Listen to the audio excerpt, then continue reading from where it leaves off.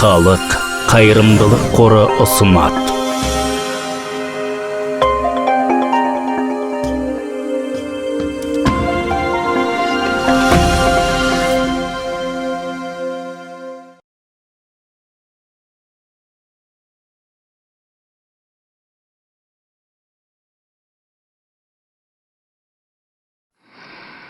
Миды ұғыну сияқты атау тым жасанды көрінер. Бәлкім ал біздің ой өрісіміздің әлі де даму сатысында екендігі сөзсіз. Мен 6 немесе 7 жыл бұрын осындай атаумен дәріс оқыған болатынмын. Аталмыш уақыт ішінде көп нәрсе өзгерді, бірақ осы күнге дейін мен ми қызметінің әрбір қыры бойынша жете түсінік бере алмаймын. Мен тек кейбірі туралы ғана сөз қозғаймын. Кем дегенде ақпаратты кодтау туралы ми жұмысындағы нағыз маңызды аспектілерді белгілеу үшін қолданыла бастаған тәсілдерге сіздердің қызығушылықтарыңызды оятқым келеді.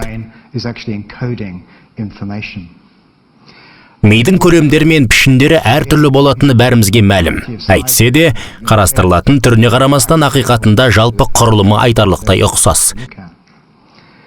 Сонымен қатар, ми атқаратын қызметтердің ғажайып жиынтығына ие екендігі де сөзсіз. Солардың бірінің жұмысынсыз біз өлі саналатын едік. Ол ағзаның жұмысын бақылап, өмірді қолдауға қажетті қорларды алуға ынталандырады. Әрине, бұл қимыл қозғалыс қызметтері үшін тап ми жауапты екендігін сезінетін. Әсіресе жұмысы қозғалыспен байланысты адамдарға қатысты. Қимыл қозғалыссыз бір нәрсе жасау мүмкін емес. Арғарай мен көп деңгейде тартылған сала жөнінде. Сенсорлық ақпаратты әсіресе әлеуметтік өз бетімен өмір сүрушілерге жататын біздерге арналған әлеуметтік белгілерді анықтау және түсіндіру. Миды көптеген компьютерлерден ерекшелендіріп тұратын ғажап қасиеттердің бірі, ол өте талғамалы, тек белгілі бір заттарға ғана назар аударады. Қызықты емес нәрселерді шығарып жібереді, дәл осы сәтте қызығушылық тудырған затқа ғана көз тігеді. Мен терең шұғылданып жүрген тағы бір сала, бұл мидың ақпаратты фантастикалық зерттеу және ес сақтау мүмкіндігі мен оны өткен білімдермен біріктіру тәсілдері. Бүгін мен сезімдерге көп тоқталмаймын. Дегенмен көңіл-күй сарындарының маңызды қырларының бірі біздің мінез құлқымызды қатты басқаратыны айдан анық. Ақыр соңында дәрісімнің соңында әңгімелейтін сала кез келген ғалым үшін даулы және еңбекті көп қажетсінетін, бас ауыртатын сала нейрондар тобының сыртқы жағдайы. Өзін және басқа адамдарды саналы қабылдауды қалай түрлендіретіндігінде шығар сірә. Соған қарамастан, саналы тәртіпте жұмыс істейтін ми мен ессіздік режимінде қызмет атқаратын мидың арасындағы айырмашылықты түсінуде белгілі бір табыстарға қол жеткіздік. Мидың таңғажайып екендігін компьютермен салыстыра көрсетеді. Адамның миы 920 сантиметр кубты құрайды. Бұл 1,5 килограмм. Оның 100 миллиард нейроны бар. Олардың әрқайсысы 5000 түйіспелік байланысқа екендігін еске алсақ, бұл компьютермен салыстырғанда 0,5 петафлопсқа сәйкес келетін, жалпы алғанда шамамен 0,5 квадриллион синапстық байланысты білдіреді.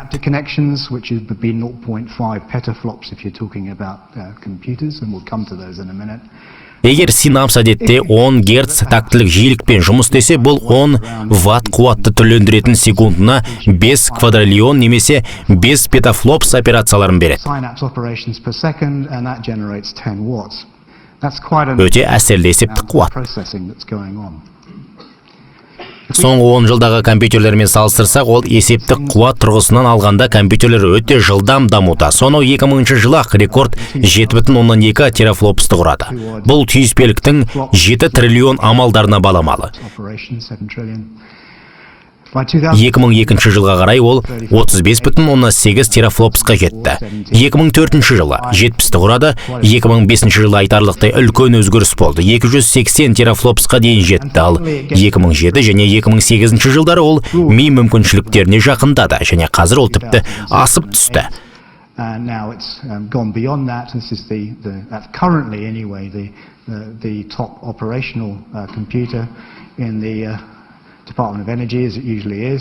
Қазіргі уақытта пайдалануға қосу барысындағы IBM Sequoia суперкомпьютері үлкен жетістік саналады. Оның жылдамдығы 20 петафлопс болады деп хабарлануда. Бұл мидың 1,6 петафлопс жадынан анағұрлым үлкен. Бірақ бұл 318 шаршы метр алаңда орналасқан және 7 мегаватт қуат түрлендіретін 96 сүр екендігін ұмытпаңыздар. Осылайша компьютерлер ми сияқты жұмыс істемейді деп айтуға болады. Сонымен, транзисторлардың орнына бізде нейрондар бар. Олар қарапайым, сонымен бір мезгілде ұғыну үшін таңғаларлықтай өте қиын. Біз 5000 кіру түйіспелері орналасқан нейронның дендриттік өрісіне берілетін электроимпульстер түрінде ақпарат аламыз. Олар жасуша мембранасының электр сипаттарын өзгертеді. Және сыни шегіне жеткенде іс-әрекет мүмкіндігі белсендіріліп, басқа нейронның дендриттік өрісін аксон арқылы жеткізіледі.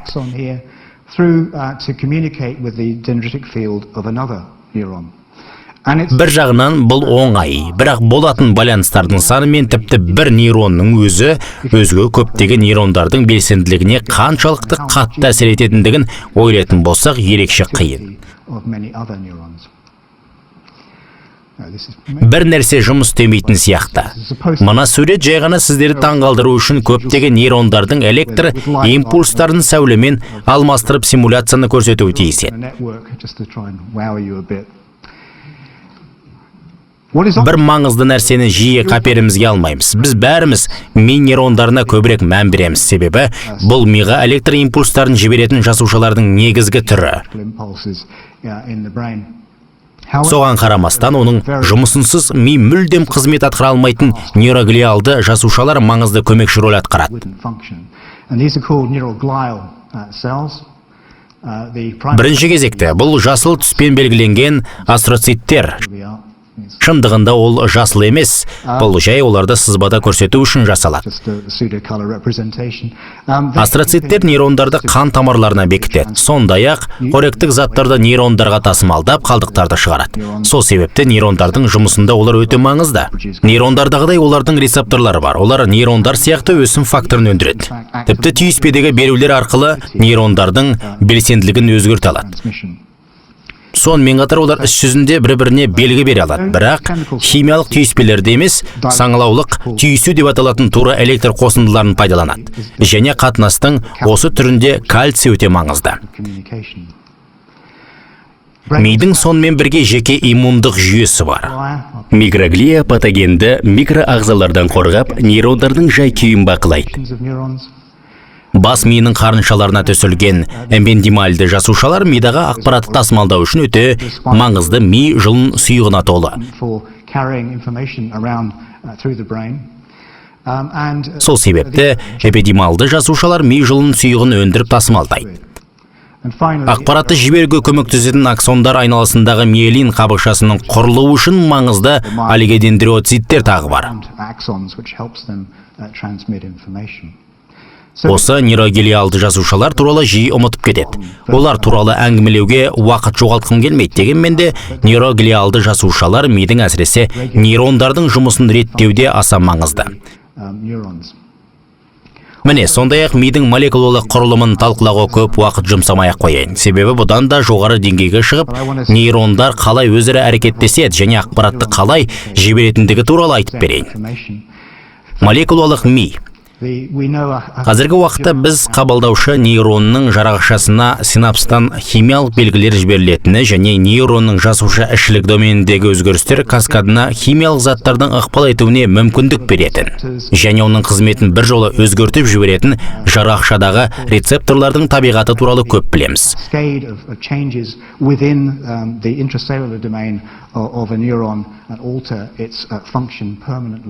Ұғыну үшін бізге өте пайдалы таңғажайып қиын жасуша ішілік белгі жолдары. Әсіресе нейрондардың қызметіне әсер ететін дәрі-дәрмектер жайында әңгіме болғанда көп ғылыми мағлұматтар пайда болып жатқанын байқап жүрген шығарсыздар.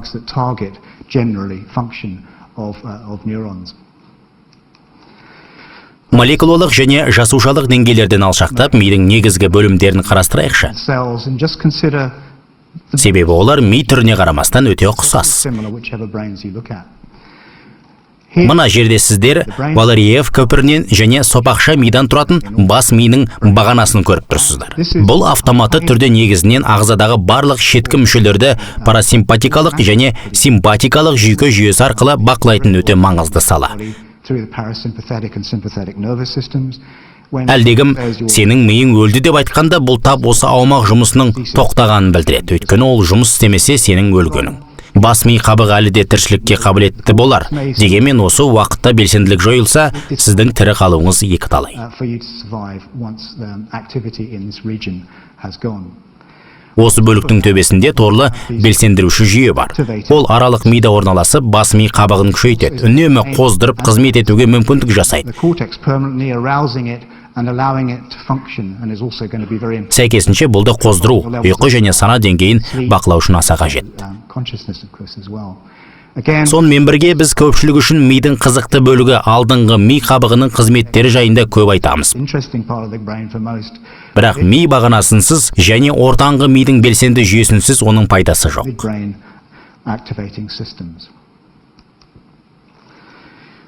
Көп жылдар біз ми жүйелерін белгілі бір жұмыс қағидаларын зерттеудеміз.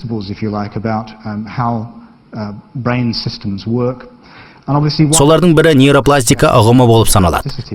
Бұған көп уақыт кетірмейтін, бірақ нейрондардағы шынында қызықты нәрсе бұл қызметінің алмасуымен олардың әрдайым өзгеріп отыратындығында, және бұл ерекшелік нейропластика деп аталады.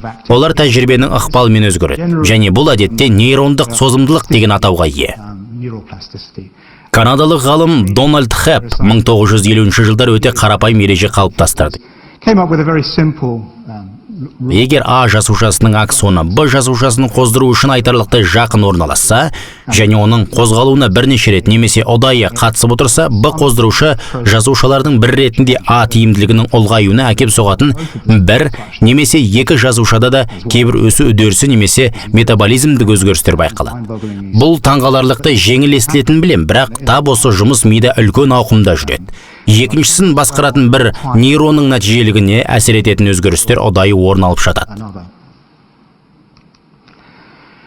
Perhaps one of the other big changes really in our understanding of brains in the last decade or so has also Біз әрқашан басқа адамдарды жай ғана сырттай бақылай отырып, жаңа бір нәрсе білеміз. Ми адам жасаған кез келген жүйеден жылдамырақ үйренудің ерекше мүмкіндігіне ие шығар сірә. Соңғы 10 жылдағы нейробиология саласындағы ең қызықты жаңалықтардың бірі айналық нейрондардың ашылуы болды. Мына жерде қызыл және сары түстермен белгіленген, әсіресе қимылдық қыртыспен шектесіп жатқан аумақтарда. Елестетіп көріңіздерші, мысалы, маймыл тамаққа ұмтылғанда мидың мына бөліктерінде нейрондар белсенді болады. Жасушалар өте қатты жұмыс істейді. Әйтсе де маймыл ештеңе істемей жай ғана бақыласа, ал адам керісінше қимылдаса, тап сол жасушалардың белсенділігі жүзеге асады.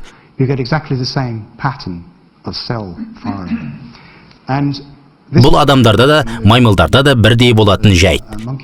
Іс-әрекетке тікелей қатыспай-ақ басқа біреудің іс жүзіндегі тәжірибесін үйренуге мүмкіндік беретін мида әлде бір ғажап жүйе бар сияқты. Яғни біз басқаларды бақылай отырып үйрене аламыз. Өзіңіз бақылап тұрған басқа біреудің іс-қимылын мидың қайталай алатын осындай қабілетін адамның күрделі сезімдеріне атап айтқанда эмпатия, өзіңді өзгенің орнына қойып көруге, экстраполяциялауға тырысқаны ғажап емес.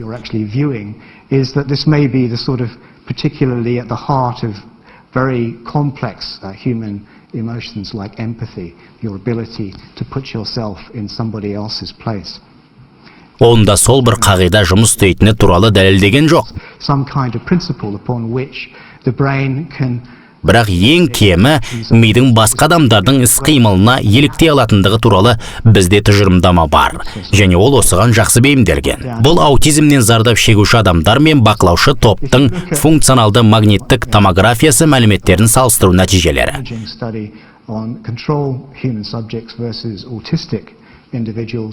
And the Аутистердің миында айналы нейрондар қарапайым адамдардікіне қарағанда онша белсенді емес. activated in the brains of autistic individuals as it is in the brains of non-autistic individuals. Бұл аутистердің қиындықтарының бірі болар, сірә олар өзгелердің іс-әрекеттерін қайталай алмайды. Are unable, as it were, to really mimic the actions of others. Алайда ақпарат мида қалай ұсынылған? Represented in the brain. This is really what I'm. Бұл мен сіздермен бірге талқылағым келген мәселе. And this is the way Бұл ер адам миының күлкілі суреті. we have considered the brain to operate. This is obviously a very spoof picture of the male brain.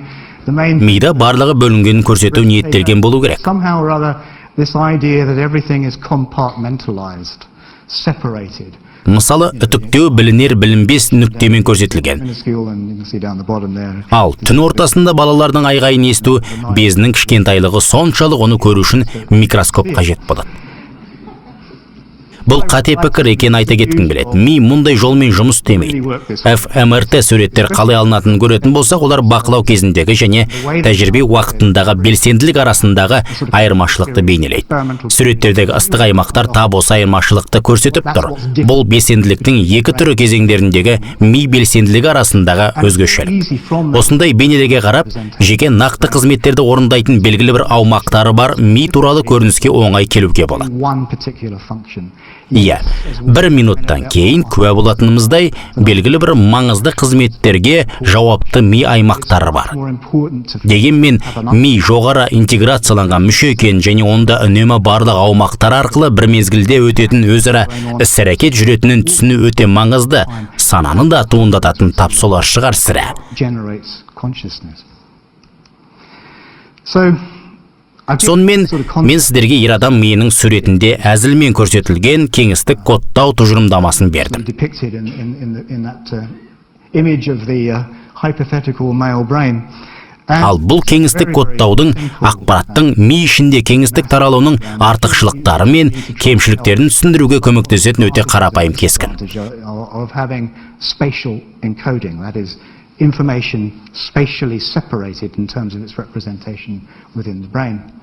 Әрбір үшбұрыш ақпараттың бір үзіндісіне е деп елестетіңіздер. Қандай ақпарат екендігі маңызды емес. Үшбұрыштар бір-біріне жақын орналасқан сайын, олардың ішіндегі ақпарат та өзара қатынаста болады және керісінше. Әрине, сіздер осылайша көп ақпаратты көзге елестете аласыздар. Бірақ істің мәні ақпаратты осындай тәсілмен көрсету үшін өте үлкен кеңістік қажет болатындығында жатыр.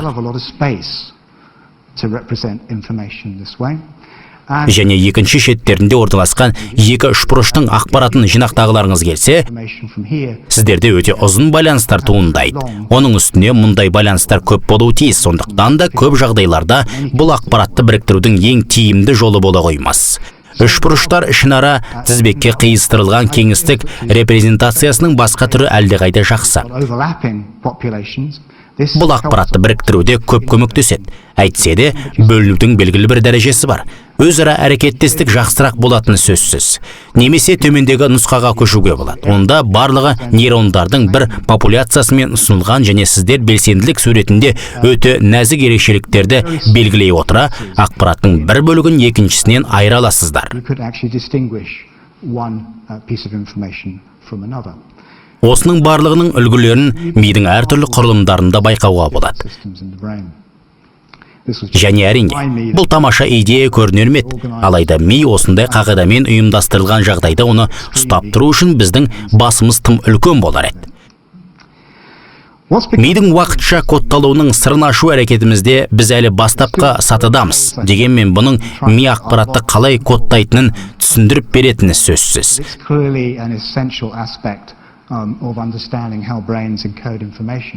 Біз нейрондар белсенділігінің өзгеруіне қадалып қалдық. Белсенділік төмендейді немесе жоғарылайды.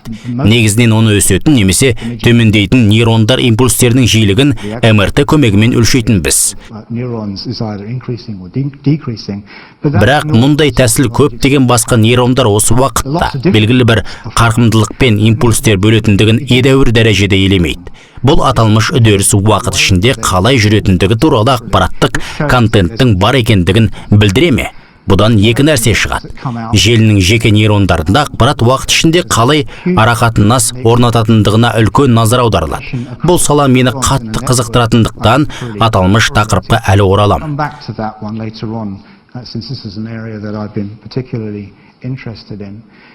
Слайдтан көріп отырғандарыңыздай, егеу құйрықты иіспен ынталандыруға дейін және кейінгі иіс түйсігі жүйесі белсенділігінің шынайы мәліметтері.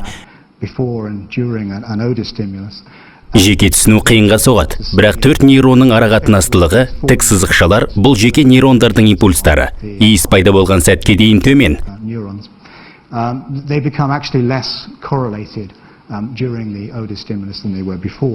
Мына сурет онда тереңірек процестер жүретіндігін көрсететін ерекше атап өткім келеді. Және таңғалдыратындығы онда паттерндер бар.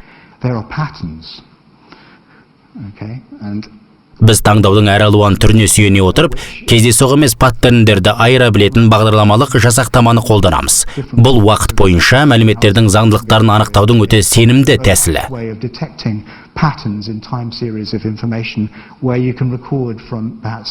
Сондай-ақ бір мезгілде бірнеше жүз нейрондардың белсенділігін де тіркей алады. Мұндай D, A, B, C 4 нейронды біріктіретін қайталанушы паттерн белгіленген. Сіздер осы реттілікпен жүретін түрлі түсті кескінді көре аласыздар. Қызғылт сары, қызғыл, жасыл, көк. Бұл бірізділік аталмыш 4 нейрон үшін қайталана береді.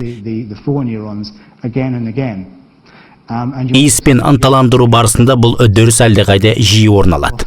Ірі ауқымды нейрондар торында осындай паттерндердің болуы нейрондардың осы тізбегінде іске қосылған ақпарат өңдеу үшін орасан зор қосымша қуат күшінің бар екендігін меңзейді. Яғни импульстер жиілігін ұлғайту немесе азайтудан басқа олар түрлендіретін паттерндер бар. Бұл паттерндердің мағынасын ашу керектігі түсінікті. Және бұл күрделі мәселе. Әйтсе де нейрондар кіріспелгілердің әртүрлі уақытша паттерндеріне түрліше жауап бере алатын сияқты. Сол себепті олар мынау сияқты паттерндердің уақытша реттілігін кодсыздандыруға қабілетті. Мына жерде иіс түйінінің схемалық түрі көрсетілген. Бір паттерн, меніңше 7 элементпен түрленетін байқадыңыздар. Олардың саны 20-ға дейін болуы мүмкін. Ол кеміргіш иіскеген сәтте пайда болады. Кеміргіш наркозбен ұйықтап жатыр. Ол әркез демалғанда паттерн туындайды. Ал мынау иіспен ынталандырған кезде паттерндердің туындау жиілігін көрсететін кестелер. Ол иіс қарқындылығының күшеюімен де ұлғаяды. Сондықтан бұл да маңызды фактор. Ынталандыру барысында паттерндер санының ғана емес, паттерндегі элементтер санының да ұлғаюы орын алады. Иіс жоғарылануының жоғарылауында да осы жағдай қайталанады. Мида ақпаратты кодтаудың жаңа түрін ашатын қызықты тәсіл осындай. Бұл тербеліс жиілігі өзгерістеріне ұқсамайды. Бұл мидың шын мәнісінде біз топшылағаннан да айтарлықтай көп ақпарат өндіретіндігін көрсетеді.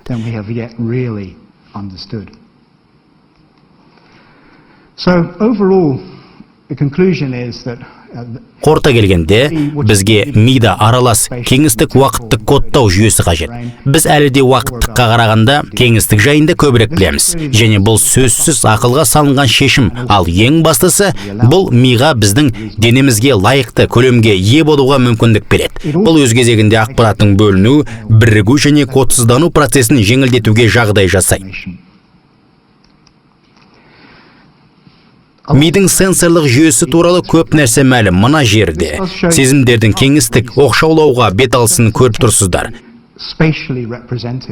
Әртүрлі сезімдер, есту, дәм, иіс, көру, соматикалық, сенсорлық және тірек қимыл жүйелері олардың барлығы ми қыртыстар деңгейінде. Мидың мүлдем оқшау аймақтарында ұсынылған.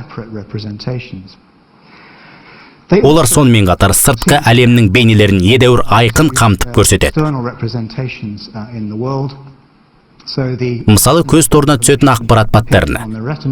Мына жағдайда бұл өте қарапайым паттерн. Және сіздер бас ми қыртысының көру аумағында ұқсас жылдамдату паттернін байқай аласыздар.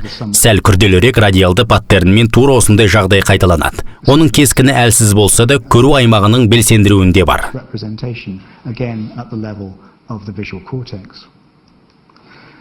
Есту сенсорлық жүйесінің тонотопикалық карталарында да осыны көруге болады. Әртүрлі жиіліктегі дыбыс бас ми қыртысының есту орталығының түрлі аумақтарымен қабылданады. Күшті кеңістік карталар соматосенсорлық және тірек қимыл жүйелерінде орналасқан. Ортасында дененің әртүрлі бөліктерін тірек қимыл да соматосенсорлық жүйе арқылы да көрсететін ми қабығының екі жолағы бар. Екі жолақ анық көрінетінін байқаған шығарсыздар, және бұл екі жүйе үшін де өте маңызды сияқты. Расында, өз шарттары бар. Мысалы, кәсіпқой музыканттар, пианистер қандай да бір нақты қозғалыс жаттығуының жеткілікті тәжірибесі жайында сөз қозғалғанда, бас ми қыртысында іске қосылған дене бөлігінің аумағын ұлғайтасыз. Әлбетте, әңгіме қасында орналасқан дене бөлшектері, мысалы саусақтар туралы болса, бұл бір аумақтың екіншісіне қабаттасуына әкеп соғып, олар бір-біріне кедергі жасайды. Кейде мұндай жағдай да кездеседі. Және бұл қозғалыстың немесе соматосенсорлық бақылаудың аса бір нақты түрі неге әртүрлі дене бөліктері үшін жауапты аумақтар арасында өте дәл кеңістік шектеуге ие болу керектігін түсіндірудің жарқын мысалы. Мына сурет ер адам миының денені қалай қабылдайтынын паш етеді. Әйелдердің көбісі де дәл осылай қабылдауы мүмкін. Дененің қай бөліктері көбірек дәрежеде ұсынылғанын көріп тұрсыздар.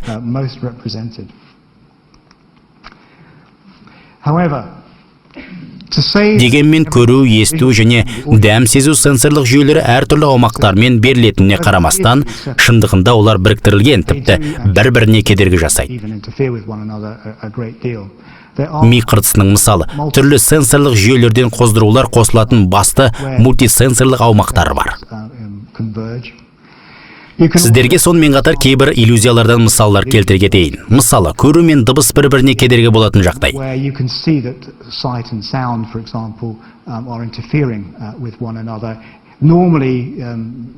Әдетте олар бір-бірін толықтырып отырады. Бірақ осы жүйелердің ақпараттар бір-біріне қайшы келетін жағдай туындатсақ, сезімнің екі түрін біріктірудің қаншалықты маңызды екенін түсінесіздер. Мысалы, МакГерк әсері.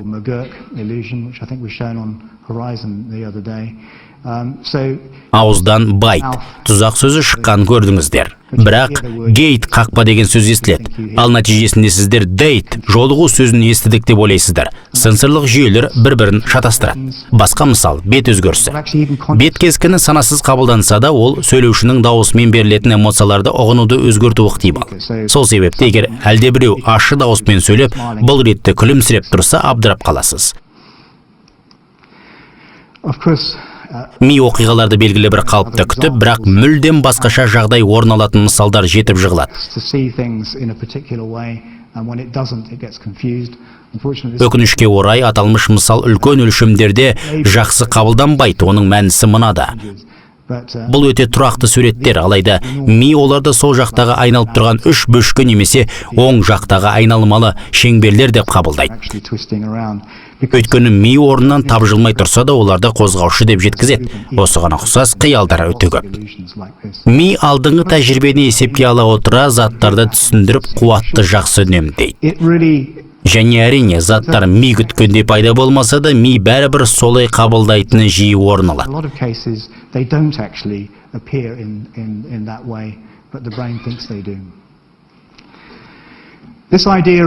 Мидың айралуан сезгіш жүйелері үшін ақпаратты жеке сақтау мүмкіндігінің маңыздылығы қосарласқан сезім жағдайында жақсы байқалады. Сіздердің алдарыңызда көптеген басқа да ғалымдар сияқты осы күйді айтарлықта егжей-тегжейлі зерттеген Ричард Сайтович. Синестезия – бұл адамдардың кейбір нақты сөздерді немесе әріптерді немесе сандарды түс формасында қабылдауы. Немесе олар мысалы әртүрлі пішіндердің дәмін анықтай алады.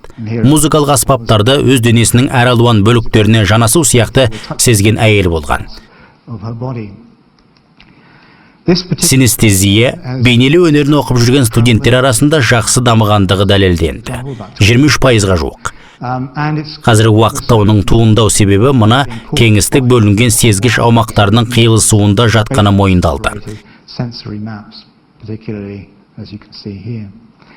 But perhaps Сезімдер бір-біріне кедергі жасайтындай емес, жай ғана тығыз кіріктірілген әлемді танаудың синестетикалық тәсілі қазір балалардың ерте жаста ғалам туралы танымының көкжиегін кеңейтеді деп саналады. interfering with one another, but they are more integrated, is the way that young children, actually all of them experience the world early in life. Сәбилердің бәрін аузына тығуының бірден-бір себебі де осы шығар сірә. Дамушы ми, бұл әр алуан сезімдер қандай да бір дәрежеде жабылған және даму барысында олар бөлініп, бір ересек өмір тәжірибесі деп атайтын әлемді ашатын көбіне синестетикалық ми деп есептеледі. And give the experience that most of us have as adults. Ми қыртысында бір-біріне бөліну тиіс біз үшін маңызды басқа да нәрселер бар. And these are of what are often Мысалы, мида не және қайда ағындар деп аталатын бөлік. Не, қалай болғанда да, көру жүйесінде, көру қабатынан бет жүзді және эмоционалдық бет қимылын сәйкестендіретін арнайы аумағы бар мидың төменгі қыртысына вентральдық ағынмен жасалады. where we find, for example, specialized circuits for responding and identifying faces and face emotions. And then Төбе қыртысына кеңістіктегі заттардың жағдайын анықтайтын жеке дорсалды ағын жүреді. which deals with where things are in space. Олардың арасында өзара әрекеттестік бар екендігі анық. Сіздерге бір мезгілде нені де, қайданы да білу керек, бірақ ми үшін бұл екі жүйені бөлу маңызды сияқты. Separate. So I'm now going to focus Мен қазір бет жүздерге тоқталам. Өйткені аталмыш салада атқарылған жұмыс ми өте қиын ақпаратты қалай ұсынатынын түсінуге талпынғанда немен кездесетінімізді паш етеді. how brains are representing highly complex information. I won't give Мен барлық сұрақтардың жауабын бере алмаймын. Әйтсе де, ми қолданатын ақпаратты кодтаудың кейбір қызықты амалдарымен таныстырам. Әсіресе бет әлпеттерді айтарлықтай өзгеше жолмен өңдейтін мидың мына бөлігіне назар аударыңыздар. using different ways of encoding information. It's Ол таңғаларлық заттар жасай алады. Мысалы ол, кімсің, өзіңді қалай сезініп тұрсың, және маған ұнайсың ба деген сұрақтарға 300 миллион секундқа жетер-жетпес уақыт ішінде жауап береді. And Үш биологиялық сипат мидың танаудың осы бір ең маңызды әлеуметтік қызметін қалай орындайтындығын біздің түсінуімізге арасында өз үлесін қосты. recognition function initially Алдымен тәжірибе маймылдарға, содан соң адамдарға жүргізілді. Ал соңғы 25 жыл бір-бірін және басқа да түрлердің өкілдері, мысалы адамдарды тануға мүмкіндік беретін бет жүздерді танаудың баламалы арнайы жүйелері бар. Қой және басқа да тұяқты жануарларға тәжірибе қойылды. face recognition systems that allow them to recognize each other and in fact other species such as humans as well. And that includes Сонымен бірге бұл жүйелер эмоционалдық бет қимылын тануға сеп болады. Осы түрлердің барлығында бет әлпеттерді танаудың жүйесі бірдей. recognizing faces. I know it's pretty difficult to read the schematic down here, but this is the specialist area of the human. Адам миының ұршық іспетті қатпарында басқа түрлерде әдетте төменгі самай, ми қабаты деп аталатын бетті танаудың арнайы аумағы бар. Particularly with the brain amygdala. Ол негізінен эмоционалды бақылау мен тану үшін өте маңызды құрылым саналатын мидың бадамша пішінді денесімен бірлесіп әрекет жасайды. Between these two areas of Және осы екі аумақ арасындағы өзара әрекеттестік бет әлпет көрсететін сезімдерді түсінудің маңызы өте зор. with a very important area. Аталмыш аумақтар сондай-ақ бас миының аса маңызды аумағы, едәуір жоғары когнитивтік қызметтермен және атқарушы функциялармен ісі бар медиалды префронталды қабығымен бірлесе жұмыс істейді. Area of research Зерттеудің бұл аумағы пайда болумен көп қиындыға келді. Өйткені адамдарды бет әлпетті тану жүйесі қызықтыра бастаған сәтке дейін мидағы дара нейрондарды кодтаудың кешенді сипатын зерттеу жөніндегі барлық жұмыс көпшіліктің көңілін қалдырды. complexity of encoding by single neurons in the brain had perhaps disappointed many people. Атап айтқанда бас миы қыртысының көру аумағын зерттеген Хюбель мен Визель өз жұмыстарынан түңілді. Олар нысандардың белгілі бір түрлеріне әсер ететін нейрондар ашылады деп күткен, бірақ ойлары жүзеге аспады. Ғалымдар нейрондардың көбі өте қарапайым визуалды көріністерге, мысалы, белгілі бір бағытта қозғалатын сызықтарға жауап қайтаратынын анықтады. Colors and so forth. It seems Ми the brain бірінші кезекте primarily визуалды әлемді оның көптеген құрамдас бөліктеріне бөлетініндей көрінді. myriad of component parts. Және осы жекеленген бөліктер нысанның бірыңғай қабылданымын қалыптастыратын аумақтар көрінбеді. An object. Дегенмен 1970 жылдары ақштың Принстон қаласынан Чарли Гросстың жұмысы кенеттен пайда болуымен нақты жүздерге немесе дене мүшелеріне жауап қайтаратын осы самай үлесінде жазушылар өмір сүретіндігі дәлелденді. Бұл мидың ақпаратты өңдеу тәсілі туралы үлкен пікір таласқа әкеп соқты.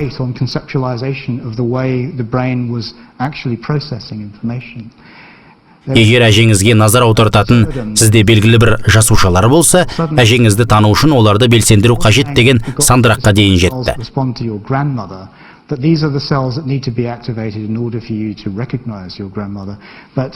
Алайда, жоғары деңгейдегі осы жасушалардың саны өте аз. Бұл мейрамханаға кіріп, спирттік ішімдікке сылқия тойып алған соң, әжеңіздің кім екенін білмеумен бірдей, өйткені алкогольді сусынмен бір шөкім жасушаны жойып жібердіңіз. Әрине, бұл тура осылай жұмыс істемейді. Нақты адамдардың бет әлпетіне немесе дене мүшелеріне жауап қататын жоғары реттік жасушалар әжені танудың жылдамдығы мен дәлдігіне ықпал етеді деп ойлаймыз. Ал шындығында келгенде тану үдерісі әженің бет жүзінің қарапайым қырларынан бастап сіз қалайтындай өте мол әрі алуан компоненттерге дейінгі талдаудың әртүрлі деңгейін қамтиды.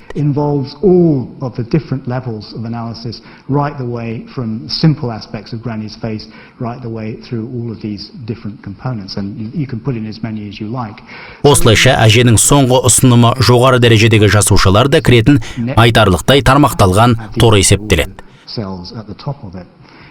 Расында да уақыт өте келе бет жүздері ұмтылатын үдеріс байқалған қойлармен тәжірибе жоғары дәрежелі жасушалардың ерекшелігі біртіндеп жойылатынын көрсетті.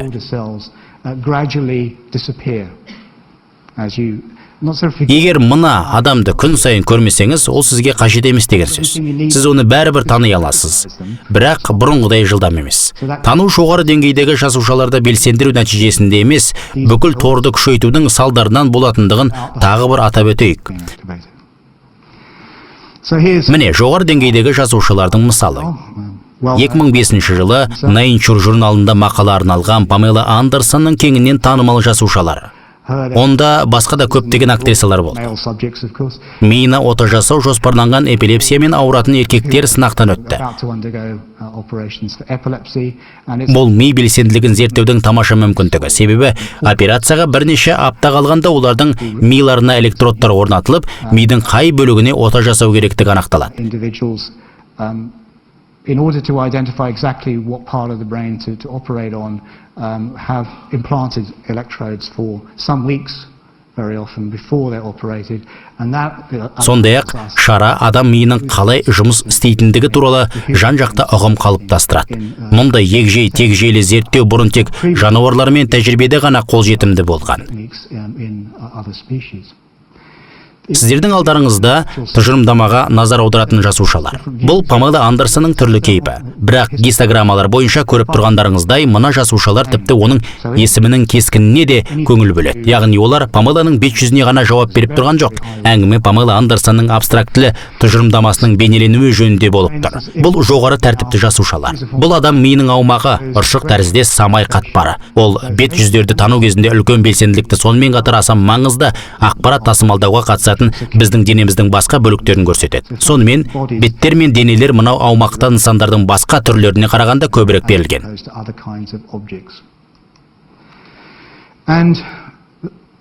Біршама уақыт бет әлпетті және оның сезімдерін тануды жеке процестер ретінде қарау керек. Және ұршық тәріздес ми қатпары тек сәйкестілікті айыруымен ғана байланысты деп саналады. Дегенмен сәл кешірек эмоционалдық бет қимылы мына аумақтағы жасушалардың реакциясын күшейтетіндігі дәлелденді. Бұл ФМРТ тағы бір кескіні. Онда бейтарап күйден қорқытатын күйге көшкенде бір беттің көрінісі кезіндегі белсенділік деңгейіндегі өзгерістер қызыл түспен белгіленген. Бұл бадамша пішінді дене мен ұршық тәріздес ми қатпары арасындағы өзара әрекеттестікте эмоционалдық бет қимылынан бастап жеке бет әлпетіне дейінгі сигналдардың бірлесуін көрсетеді. Алдымен маймылдармен, содан соң адамдармен тәжірибе ақпаратты өңдеу жылдамдығында өзіндік жүйелілік бар екендігін паш етті. There's a sort of the speed with which processing occurs initially. Әуелі эмоционалды хал ахуал жайында ақпарат биті сарапталады. Сонан кейін тану биті, кейін эмоционалдық битті қайта тексеру орын алады. Мысалы, қойларға жүргізілген тәжірибеден соң шындығында нақты жеке түрдің беті көрсететін сезімдер аса маңызды. Бұл сәйкестілік анықталғанға дейін жануарлар және адамдар назар аударатын бірінші іс екенін анықтадық. Сондай-ақ негізінен сіз үшін кездескен адамыңыздың кім екендігі емес, сізге қастандық жасағысы келе ме, сізге ашулы ма, соны білу маңыздырақ. Сол себепті бірінші кезекте бет әлпеттің қандай кескін көрсететінін анықтау қажет. Тану жүйесі сонымен бірге мидың ақпаратты түсіндіруге талпынатынын білдіреді. Мысалы, бұл Тэтчер әсері. Егер екі жоғарғы фотосуретке назар аударсаңыздар, Маргареттің бетінде әлдене дұрыс емес екенін байқайсыздар. Суретті төңкеріп қойғанда оның көздері мен аузы теріс айналып тұрғанын түсінесіздер. Біз мұндай бет әлпетті көруге дайын емеспіз, және визуалды жүйенің көптеген басқа да аспекттер сияқты аталмыш жүйе тап солай жұмыс істейді. Ол осы күрделі образды шын бейнеде емес, мидың топшылауына сәйкес етіп ұсынады. Мен қойлар туралы аздап айтып берем, уәде еткен едім. Бейне роликтер қойлардың суреттерді мұрнымен басу арқылы бет жүздерді айыра алатындығын көрсетті.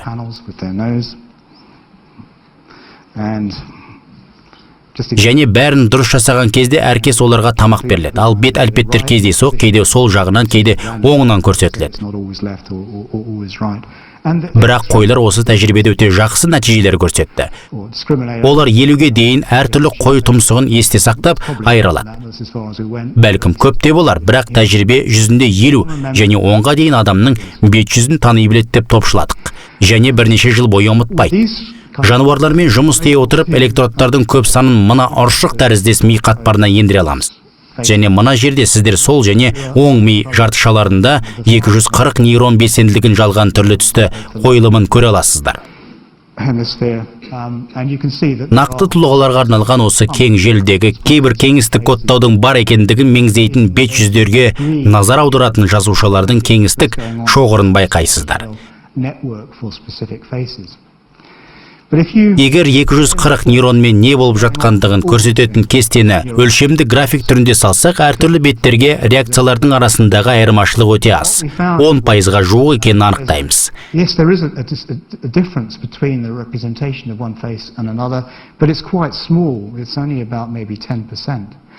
Маймылдарда да осындай жағдай қайталанатындығы туралы айғақ бар. Бұл кодтың толқынды сатысының айырмашылығы таза кеңістік кодтау болып есептелмейді. Бұл тордың барлық жасушалары әрбір бетке, бірақ әркез әрқалай жауап қататын. Нейрондар популяциясының коды. Сіздер осы популяцияның белсендік паттернінде өте кішкентай өзгерістер болса да, бір бетті екіншісіне айыра білесіздер. Бұл ақпаратты кодтаудың тиімді тәсілі. Мен көрсеткен жеке үшбұрыштардан кеңістік қайта таныстырумен салыстырып көріңіздерші. Өте шағын кеңістік аясында, өйткені нейрондар популяциясы белсенділігіндегі аз ғана қозғалыстардың арқасында сіздер бір бет жүзді екіншісіне айыра аласыздар. Сіздер нейрондардың едәуір шектеулі санында осындай тәсілмен мыңдаған әртүрлі тұлғаларды кодтауға ие боласыздар. Сондықтан да бұл жеке жасушалар емес, популяция деңгейінде ақпаратты кодтаудың өте тиімді жолы.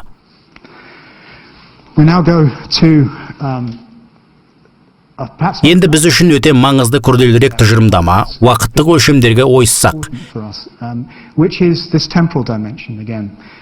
Мидың ауқымды аумақтарында мидың белсенділік өзгерістерінің біріктірілуі болатынын көрсеттім. Бізге мұндай өзгерістерді не үйлестіретінін түсіну керек. Осындай үйлестірудің басты қырларының бірі бұл көбіңіз ұйқы кезеңдеріне байланысты естулеріңіз мүмкін бас миының ырғақтары.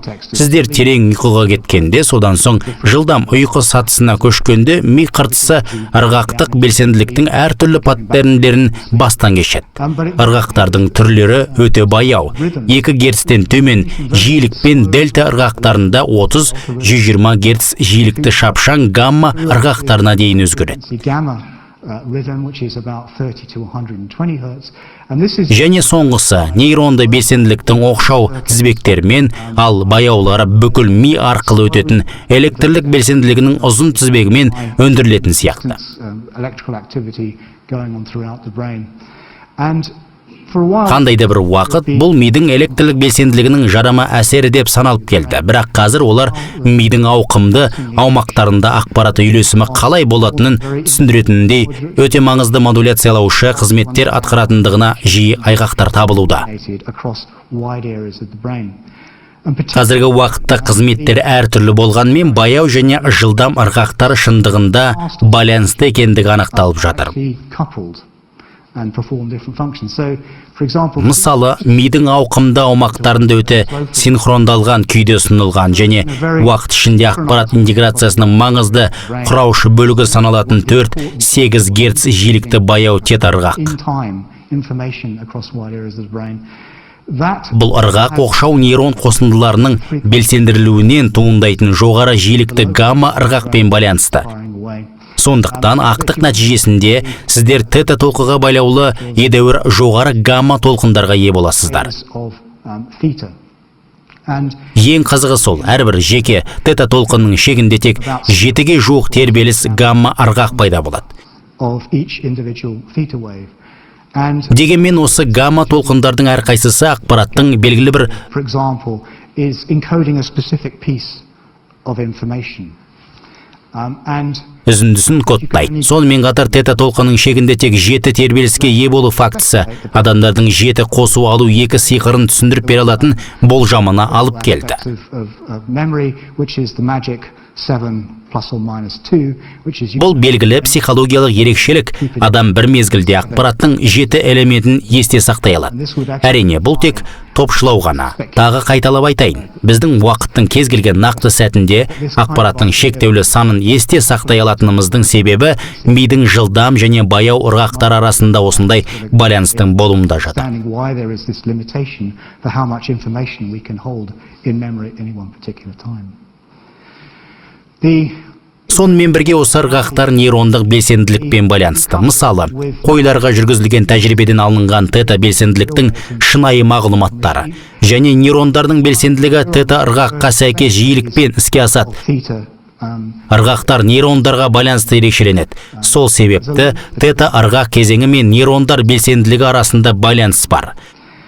and this Бұл қойларды зерттеу нәтижелері. in the sheep Самайлық үлес қыртысының шамамен 4/1. electrodes which are Осы аумаққа ендірілген электродтар тета ырғақ сатысы мен гамма ырғақ ауытқу шегі арасындағы байланысты көрсетеді. Бұл жасанды түрлі түсті кескінде ұсынылған және ол үйрету кезінде немесе үйретуден кейін артады. this is just Мұнда жануардың қалай дұрыс түсінуі керектігі көрсетілген. Түсіну дұрыс таңдаулардың 70%-нан басталады және көрсеткіш осы 70%-дан асқан кезде ғана жануар өз әрекеттерін шындығында түсінеді деп есептейміз. Сіздер тета ырғақтың ауытқу шегінің ұлғаюына, тета ырғақтың гамма ырғаққа қарым-қатынасына, сондай-ақ осы ырғақтардың когеренттігіне ие боласыздар. Дұрыс суреттердің орын ауысуы неғұрлым жиі болған сайын, жануардың оларды тану мінез құлық мүмкіндігі соғұрлым жоғары болады. Біз тәжірибелердің нәтижелері бойынша осы тета және гамма ырғақтардың паттерндерін түрлендіретін тура жануарлардыкіндей нәтижелерді тиімді анықтайтын немесе қайталайтын нейрондық торлар үлгілерін жасай аламыз. these patterns of theta and Нейрондардың белсенділігін қалай өзгертетінін түсіну үшін аталмыш үлгілерді пайдаланамыз. neuronal activity. Біз бір қызық нәрсені анықтадық. But the one thing we found is that as you Тета және гамма ырғақтар арасындағы байланысты ұлғайтқан кезде бұл тордағы нейронды қозудың біртіндеп десинхронизациясына әкеп соғады. Яғни нейрондар әдеттегідей уақыт ішінде үйлесімді толқымайды. the neurons are not Тіпті нейрондардың толқу деңгейінің өзгеруінсіз, бұл келесі нейрон қабылдаушы белгі жауабының күшеюіне алып келеді. in firing rate in the neurons will lead to an amplification of the response of a downstream neuron, which is Жай ғана нейрондар толқуының уақыттық өлшемін өзгерту арқылы іс-әрекет әлеуетіне қол жеткізудің тамаша жолы. parameters of Яғни импульсты ұлғайтудың қажеті жоқ. Тек уақыттық паттернде нейрондар толқуының жиілігін өзгертсе болғаны. Бұл үлгіде де бас миының самайлық үлес қатпарында да жүреді. Біз аталмыш үдерісті үлгіде анықтадық. Сонан соң мида тексеріп көрдік және мидағы процестер үлгідегі үдерістерге сәйкес келетінін анықтадық. Неге жай ғана десинхронизация іс-әрекет мүмкіндігінің кейбір пішініне әсер етеді? Бұл өте қарапайым модель. Онда басқа нейрондарға сигнал жіберетін қоздырушы нейрондар бар. Нейронның реакциясын қоздырту үшін қабылдаушы нейронға жететін іс-әрекеттердің екі мүмкіндігі талап етіледі. Толқудың үйлесімділігі кезінде осы модельдегі іс-әрекеттердің шығу мүмкіндіктерінің саны тек 3-ке жетті, ал десинхронизация кезінде 5-ті көрсетті. Оның себебі нейрондардың кейбірі бейтараптанады. Осы нейронға ықпал ету үшін іс-әрекеттің екі әлеуеті қажет. Ал синхронизация кезіндегі кейбір жағдайларда бір мезгілде үшеуі келеді, біреуі қапы кетеді. Негізінде нейрондардың толқуы арқылы берілетін ақпаратты тым қатты синхронизациялау пайдалы емес, себебі олардың барлығы келесі нейронға бір мезгілде қол жеткізсе, кейбірі ауыздықталып, ешқандай әсері болмайды. Тордағы толқу паттерндері десинхронизациясының басқа қыры, бір сәтте жаңа, анағұрлым күрделірек паттерннің құрылуында.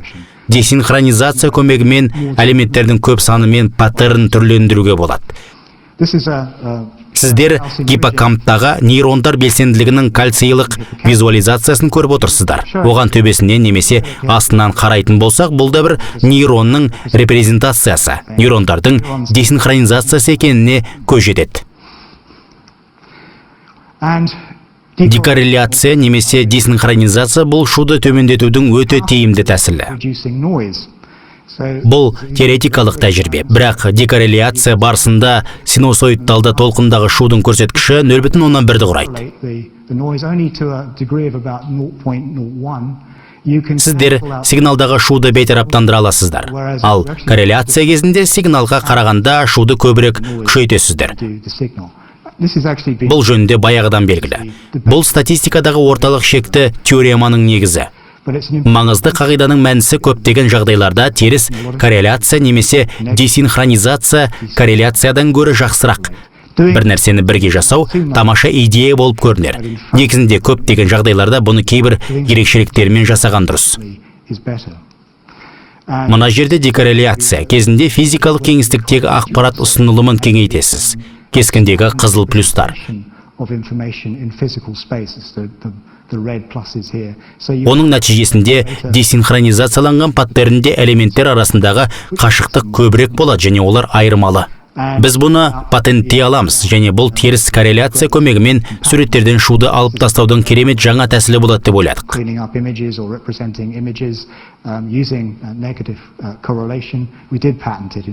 Және патенттедік те, әйтсе де бізбен бір мезгілде инженерлер де осы тәсілге рұқсат қағаз алыпты.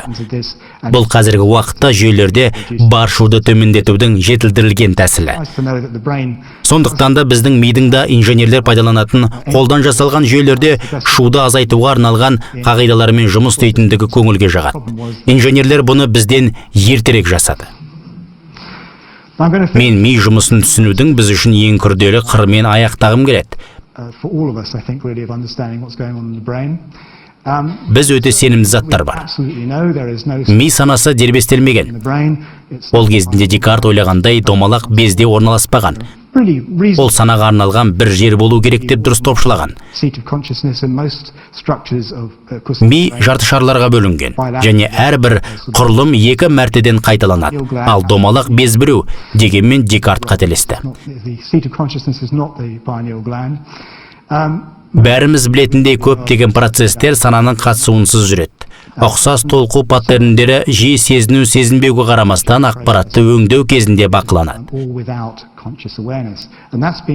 Бұл бізді жолымыздан адастырды. Сондай-ақ сананың әртүрлі деңгейін бар екендігі мәлім. Оларды түсіндіре аламыз. Адамдар сананың айқын белгілері жоқ болса да, болып жатқан оқиғаны зерделей алады. Көптеген адамдар үшін айтарлықтай әсерлі болған бір мысал. Бұл зерттеу Кембриджде өткізілді. ФМРТ сканерлеу кезінде сынақтан өтушілерге өз үйлері арқылы өтулерін көзге елестету ұсынылды. Бұл мидың белгілі бір бөлігін қоздыратын кеңістік образдар. Немесе олар теннис ойнап жүрген біреуді бақылап жүрген іспетті болды. Бұл да мидың басқа бөлігін белсендіреді. Яғни заттарды ойлау туралы тікелей тапсырма берілді. Және бұл ми активациясының әртүрлі паттерндерін туындатты. Зерттеу барысында олар вегетативтік жағдайда саналық қабылдаудың айқын белгілері болмаған пациенттердің 10%-ында осы міндетті орындап шыққаны анықталды.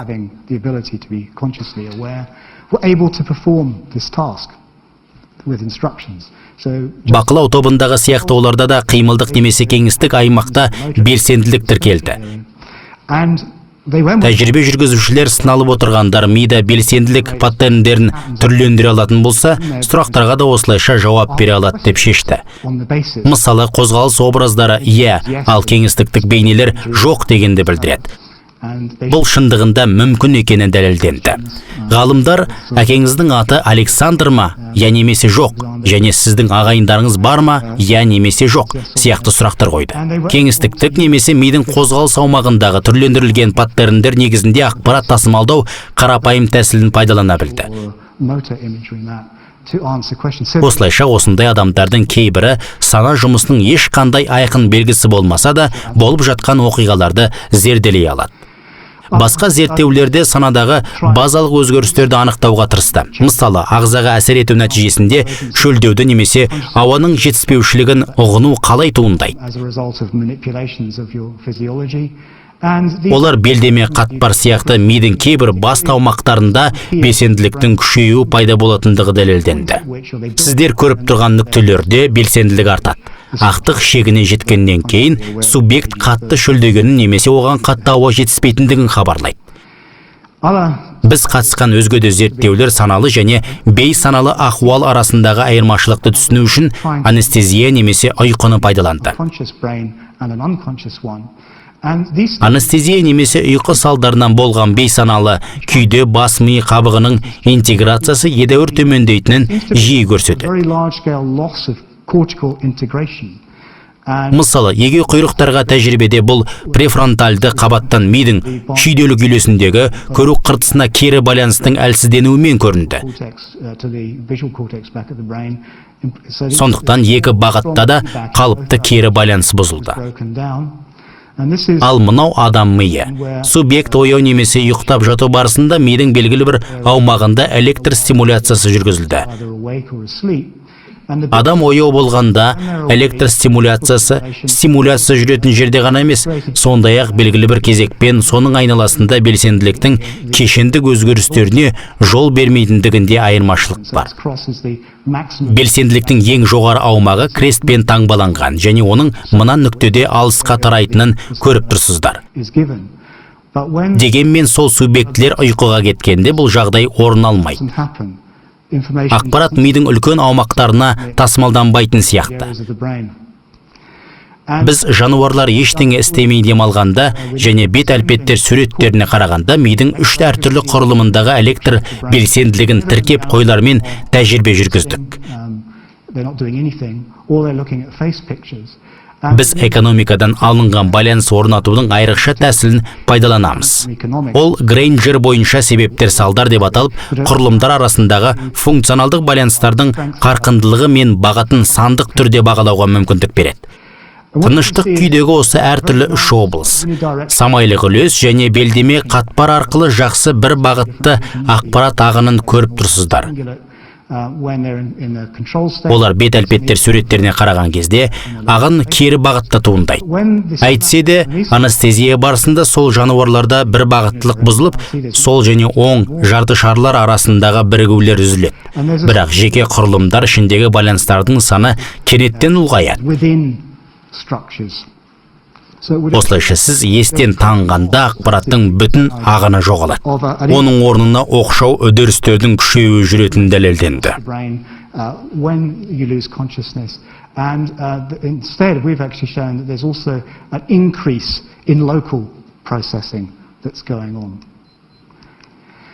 Бәлкім саналы күйде бас миының қатпарында белсенділіктің біріктірілген кең ауқымды ағыны жүретін шығар, бәлкім.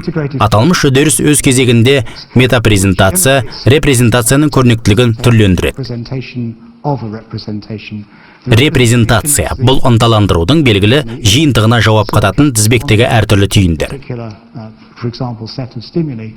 Алайда сіз саналы күйде болғанда, мұның барлығы ақпараттың физикалық репрезентациядан басқа метапрезентацияны құрайтын құрылымдар арқылы әлдебір үйлестірілген, түрлендірілген бір бағытты ағынымен байланысты.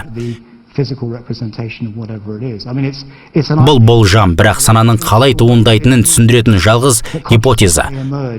Ақпарат репрезентациясының шегінен шыққан бойда сіздер мидың үлкен аумағы арқылы өтетін ақпараттар ағынына көшесіздер. Бұл біз сезінетін саналы метапрезентация болады.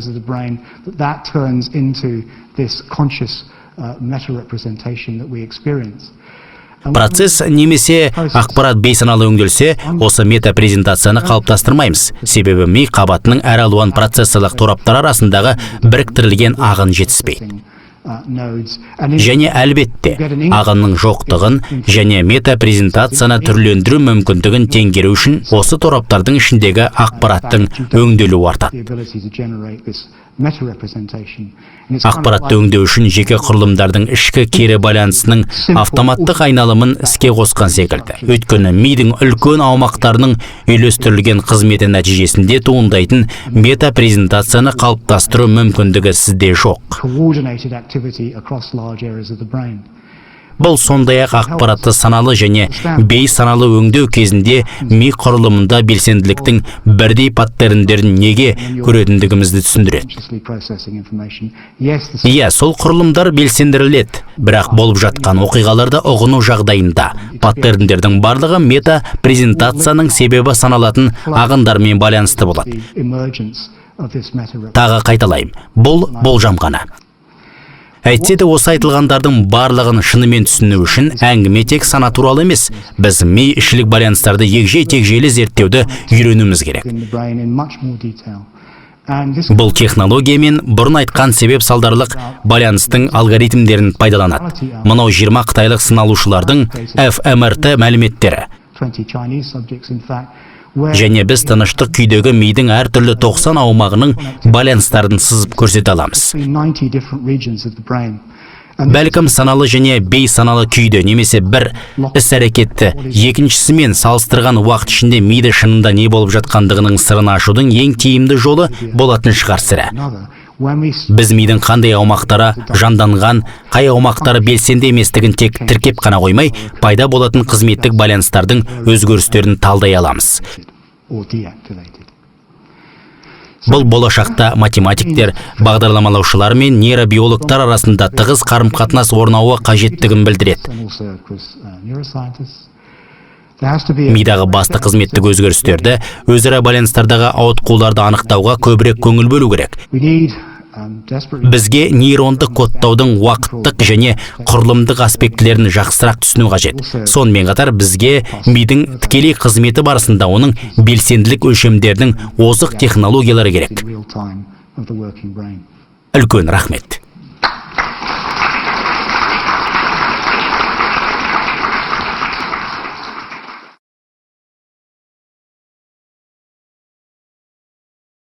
Видео халық қайырымдылық қоры қолдауымен аударылып дыбысталған.